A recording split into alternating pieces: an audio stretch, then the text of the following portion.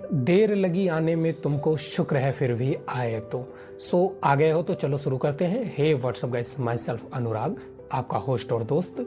The NR show की इस नई पॉडकास्ट अनसीन प्लेस में आपका स्वागत है। इस वीडियो में हम कवर करेंगे भारत के एक खास राज्य बिहार के एक अद्भुत स्थान बोधगया के बारे में बात करेंगे कि आप बोधगया में कहां कहां घूम सकते हैं। पूरे बोधगया को आप एक दिन में कैसे एक्सप्लोर कर सकते हैं।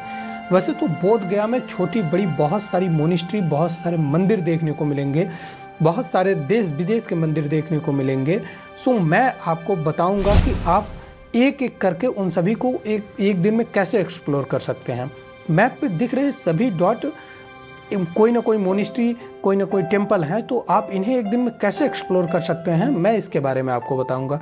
तो सबसे पहले आप जहां कहीं भी हैं वहां से ट्रेन के माध्यम से आप गया जंक्शन पहुंचे। मैं प्रयागराज से हूं तो मैं प्रयागराज से गया के लिए ट्रेन पकड़ता हूं। रास्ते में सारनाथ और वाराणसी होते हुए मेरी ट्रेन गया के लिए निकलती है। वैसे मैंने सारनाथ और वाराणसी का व्लॉग वीडियो अपने चैनल पर अपलोड कर रखा है। वहाँ की मोनेस्ट्री, वहाँ के मंदिर बहुत ही सुंदर हैं, आप एक बार प्लेलिस्ट जरूर चेक कर लें। गया जंक्शन पहुँचने के बाद आप वहाँ से ऑटो लेकर के सीधे निकल चलें बोधगया के लिए। बोधगया जो शहर है वो फल्गु नदी के किनारे बसा हुआ है। ये नदी अक्सर करके सूखी ही रहती है। बोधगया पहुंच करके आपकी असली यात्रा यहाँ से प्रारंभ होगी। सबसे पहले आप तिब्बती मंदिर का भ्रमण करें, फिर आप जगन्नाथ टेम्पल में जाएं। ये जगन्नाथपुरी की ही तर्ज पे यहाँ पर वासुदेव, कृष्ण और यशोदा की मूर्तियाँ बनाई गई हैं, जिनकी आभा बहुत ही मनोहर है। आप अगर बोधगया आते हैं तो यहाँ एक बार जरूर आएं। इसके बाद आप महाबोधि मंदिर, जो कि कहें कि बोधगया की आत्मा है, यहाँ पहुँचिए। महाबोधि विहार में आपको अंदर मोबाइल ले जाना अलाउ नहीं है, कैमरे के लिए आप परमिशन ले सकते हैं। इस मंदिर के जस्ट सामने ही आपको एक अशोक गेट देखने को मिलेगा, जो कि आज से लगभग 250 वर्ष BC पुराना गेट है। और आपको ये मंदिर देखने को मिलेगा जिसकी आभा बहुत ही मनोहर है, बहुत ही सुंदर है। ये मंदिर कई बार विदेशी आक्रमणकारियों द्वारा तोड़ा गया, फिर इसे भारतीयों द्वारा बनाया गया। ये सिलसिला काफी समय तक चलता रहा। आपको इस मंदिर के अंदर महात्मा बुद्ध की एक मूर्ति देखने को मिलेगी, जो कि वास्तव में आपको मन को पूरी तरह से अपनी ओर आकर्षित करने की क्षमता रखती है। इस मंदिर में आप आएं और इसमें थोड़ा समय जरूर व्यतीत करें, क्योंकि इस मंदिर की खास बात यही है। इसी के जस्ट पीछे महाबोधि ट्री आपको देखने को मिलेगा, जिसे बोधि ट्री भी कहते हैं। इसी के नीचे महात्मा बुद्ध को ज्ञान की प्राप्ति हुई थी। आप इस बात को महसूस कर सकते हैं कि मंदिर टूटते रहे, बनते रहे, लेकिन ये वृक्ष आज भी इस बात का गवाह है कि महात्मा बुद्ध यहाँ आए थे। इसी पेड़ के नीचे उन्हें ज्ञान की प्राप्ति हुई थी। इसी के जस्ट बगल में ही आपको अशोका पिलर देखने को मिलेगा, जो कि उसी समय लगाया गया था जब ये मंदिर का निर्माण हुआ था। इसका ऊपरी भाग आक्रमणकारियों द्वारा तोड़ दिया गया, जिसे कलकत्ता के म्यूजियम में ले जाकर रखा गया। आपको इसी के जस्ट बगल में ही एक सरोवर देखने को मिलेगा।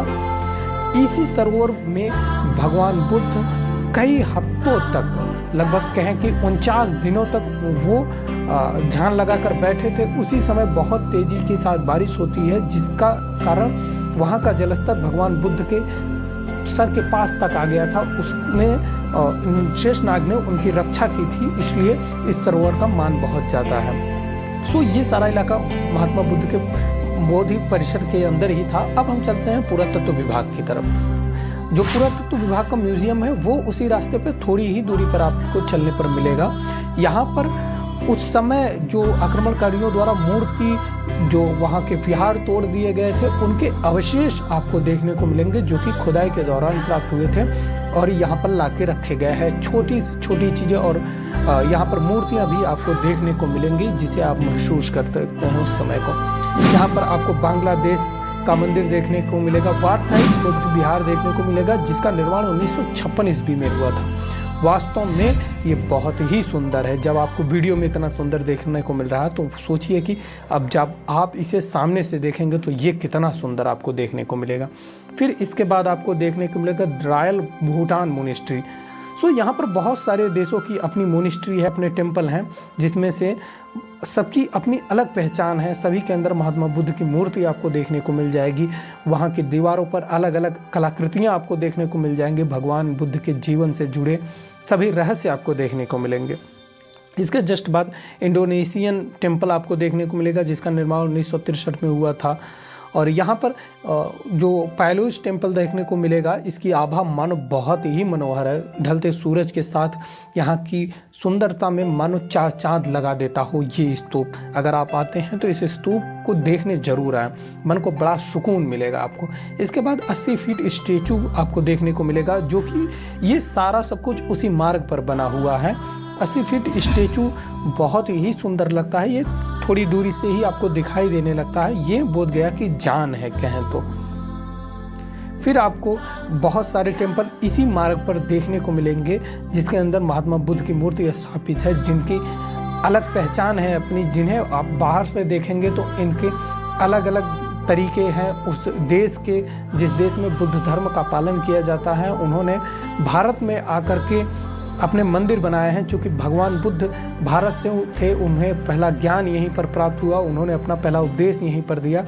सो भारत में भगवान बुद्ध को, या विश्व में भगवान बुद्ध को लाइट ऑफ एशिया के नाम से जाना जाता है। सो इसलिए भारत में बोध गया का एक महत्वपूर्ण स्थान है भगवान बुद्ध के लिए, कहें कि भगवान बुद्ध के अनुयायियों के लिए। यहाँ पर बहुत सारे मंदिर देखने को मिलेंगे। ये मंदिर आपको बहुत ही सुंदर दिखाई देता है। यहाँ पर अगर आप आते हैं तो 5 बजे के पहले ही आप सभी मंदिरों को घूम सकते हैं। इसके बाद सारे के सारे मंदिर क्लोज हो जाते हैं। सो ये सारे मंदिर हैं जिन्हें आप एक्सप्लोर कर सकते हैं यहाँ पर। और बहुत सारे जगहों की मैं लिंक आपको पिन कमेंट में दे दूंगा। फिर ऑटो पकड़ करके आप बोध गया के लिए वापस निकल सकते हैं, गया जंक्शन के लिए। और वहाँ से आप चाहें तो अपनी यात्रा को बंद कर सकते हैं, स्टॉप कर सकते हैं, या फिर चाहें तो आप वहाँ से ट्रेन पकड़ के राजगीर के लिए निकल सकते हैं, जिसके बारे में हम बात करेंगे अपने नेक्स्ट वीडियो में। सो आपको वीडियो कैसा लगा? अगर आपको वीडियो अच्छा लगता है तो आप अपने दोस्तों के साथ शेयर जरूर करें, ताकि वो भी आपके साथ चलने के लिए तैयार हो।